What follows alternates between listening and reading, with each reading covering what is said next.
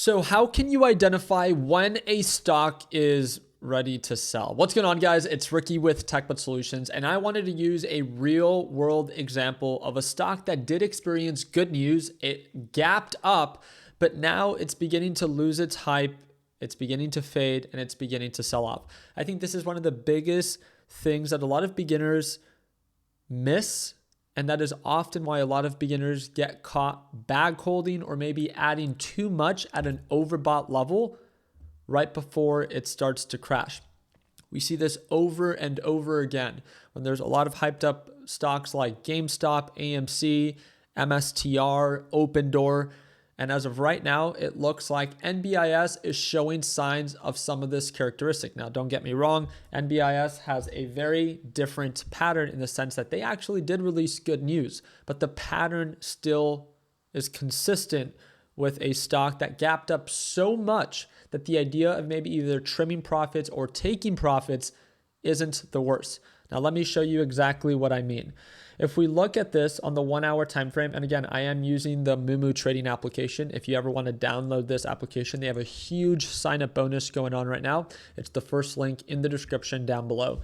With that being said, NBIS went from lows of, I realistically want to talk about it when it was at $85 per share.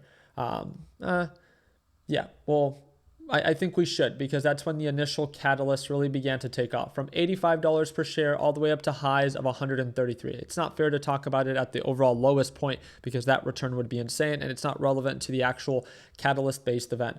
If we look at the overall lows to the overall highs, that was about a 54 to 55% uptick in just about one trading week. That's huge. For me, the first thing that I often like to ask myself is if a stock is gaining a lot of momentum, when it pushes 25 to 50% within a very short period of time, that's kind of a red flag. You should at least understand what is driving prices higher. Where is this momentum and this demand coming from? So again, that was the first thing. And if we look at it, there's actually a valid reason. NVIDIA invested or is set to invest $2 billion into NBIS. What better investment to receive than from one of the largest companies that's publicly traded? That is huge. That is a huge catalyst. And that is not one that, can just pump up one day and then it's gone the next. NVIDIA is the largest, most valuable company that's publicly traded. A partnership with them is a goldmine, and we have to respect that. So it doesn't mean that the markets can't overreact and that it can't lead to a correction. It just means that, again, this is definitely a valid catalyst. And then just yesterday, it was announced that Meta Platforms announced a $27 billion GPU infrastructure deal. Also, incredibly valid, right? We saw the initial push up, that was from NVIDIA, and then the secondary push, which was yesterday, that was from Meta. So what happened today? Well, again, this is where investors can begin to take profits. If you look at the larger picture, one thing that I love to share with my LPP team, that's the team that gets to watch me trade live every day. Again, if you ever want to watch me trade live, it's the second link in the description down below. But one thing that we always talk about is that different timeframes shed light on different perspectives. What might look incredibly bullish on one time frame might look somewhat bearish on another. And if you look at previous highs and lows for NBIS, NBIS is no stranger to selling off. It's gone from 141 to lows of 70. That's a 50% loss. So please understand that although it did rally 50%, because of how volatile the characteristic of this stock is, you can't be surprised by that volatility. So by looking at past patterns, it doesn't mean that it should scare you. It should just inform you on the characteristic of the stock. Kind of like Apple. Apple is not a very volatile stock, at least not for the most part. Obviously, there's always, one-off scenarios where something dramatic can happen, but normally for the most part, Apple is pretty consistent and it doesn't normally tend to overreact on the upside nor on the downside. That is the characteristic of Apple. NBIS is quite volatile, so it comes at a greater form of risk. So again, a great reminder for our beginners is this means that if you see that this stock is incredibly volatile, that it's no stranger to selling off. Although it did experience good news and a good rally, I think that's great, but it should just keep or remind you and keep it in the back of your head that as this thing rallies, buying more at overbought levels where it has shown signs of previous resistance and knowing that it's retraced from those levels before should shed light on maybe I shouldn't add too much up here. Maybe I shouldn't expose myself too much up here. Maybe I shouldn't use leverage up here, meaning borrowing money you don't actually have to buy a stock at an overbought level that might go against you. That is the biggest thing that I'm trying to even shed light on this, is that not even for those that, again, maybe have the experience that can identify, hey, this stock hit a previous resistance range. I want to open up a short here. That's a conversation for another time. I do not believe that, although I like shorting, I know that shorting comes at a greater form of risk, and it's definitely not meant for beginners. But one thing that beginners should understand is when to identify a stock that is experiencing a lot of demand, a lot of momentum, but it is overbought enough that the risk to reward is no longer in your favor. And that's the biggest thing that I want to shed light on in this video, is that as this thing rallies, how can you identify that, hey, the risk is getting greater? It doesn't mean that you had to sell your entire position, because maybe you did believe, right? And there's nothing wrong with that. Maybe you did believe that this thing was going to break previous highs, because again, that is a huge announcement, a Meta and NVIDIA partnership. Maybe it was going to break above 141, and maybe it was going to continue to run to 150. I support anyone's opinion to be bullish on anything.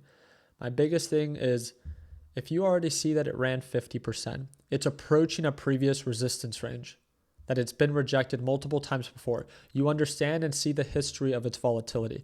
Do you think that it's smart, knowing how much it could lose for a small 5, 10, or 15% potential gain, for it to give back 40 to 50%?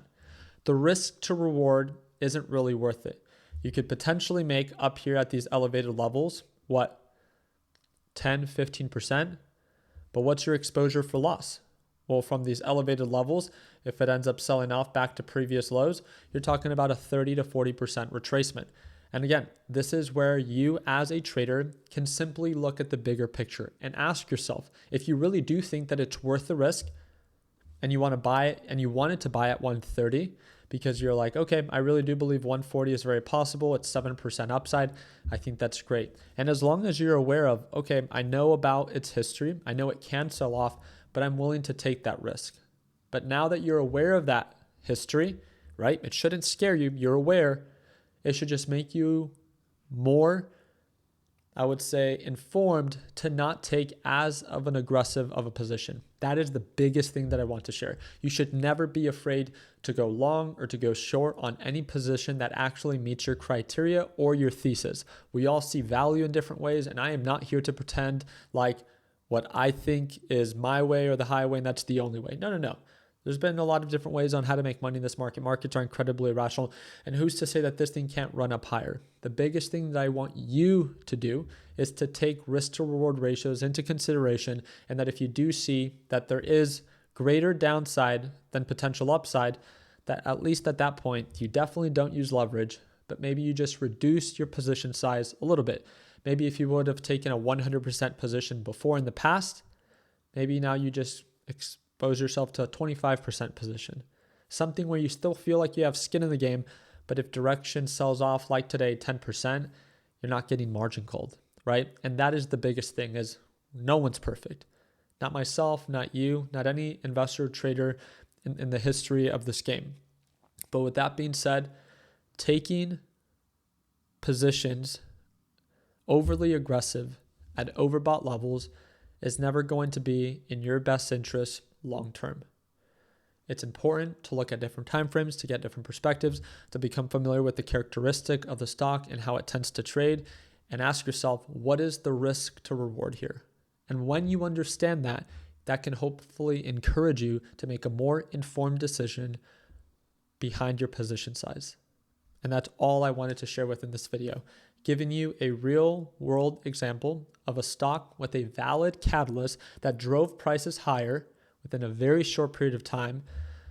But if all you did was look at previous patterns, looked at characteristics of the company and of the stock, and you took into consideration the risk to reward, it's not that you would have not taken a long at 127 or 130, is that when you would have laid out the risk to reward, I don't think you would have been as aggressive. And I think that that's something that we can all work on in getting better, is being or sharing different perspectives that hopefully encourage us to be more informed and more calculated traders. So again, you guys let me know down in the comment section what you think. When it comes down to this example, I know that this is something that not just myself, but a lot of other people often need to be reminded, especially during uncertain times when markets are incredibly volatile. And again, I do want to remind you that this trading platform is the Moomoo trading application. And whenever it is that you are ready, they do offer a huge sign-up bonus. You can earn up to $1,000 of NVIDIA stock plus up to 8.1% APY. If you want to download it and again, try it out for yourself, it's going to be the first link in the description down below. And whenever you're ready to watch me trade live, I do it every single morning right at market open. It's designed for complete beginners. It starts at market open at 9:30 a.m. Eastern time. And you also get access to the A to Z video lesson library that's designed for beginners and our private group chat. It's a one-time payment for lifetime access, and that's the second link in the description down below. Again, I don't know when I'm going to upload this video, but my biggest thing here is I love talking about real life examples with problems that apply to everyone, especially beginners that are just getting started. So if you would like to see more videos like this, all I ask you to do is drop a thumbs up and consider subscribing. Like always, let's make sure that we end the year on a green note. Take care, team.